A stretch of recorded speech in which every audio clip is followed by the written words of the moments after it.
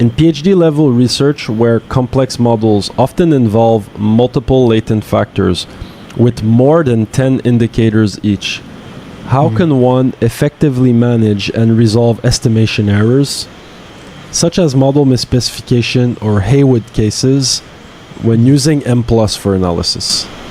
Yeah, great question. So first of all, having more indicators per factor is actually beneficial as long as those indicators are good indicators, meaning if the indicators are unidimensional, it's better to have 10 of them than 2 for estimation. So it actually helps because they provide more information for estimating the latent variable. So it's actually not a bad thing to have more indicators. However, usually we don't have 10 great indicators. So maybe we have 3 great indicators, but not 10. So usually then you get multidimensionality. So you have the problem that those 10 indicators measure more than one factor. So you have correlated errors and stuff like that.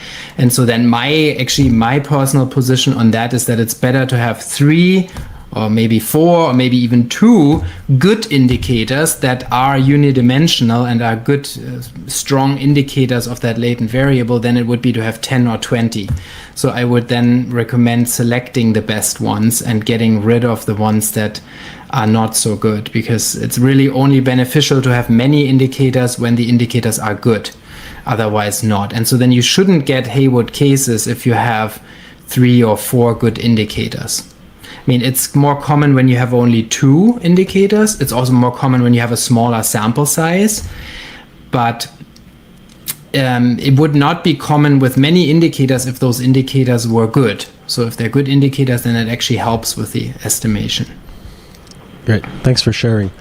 But it's a large sample technique, so we should also mention that maybe, Justin, that SEM is not for n equals 50. So it's like it's a large sample technique that requires typically 200, 300, 400 cases to work really well.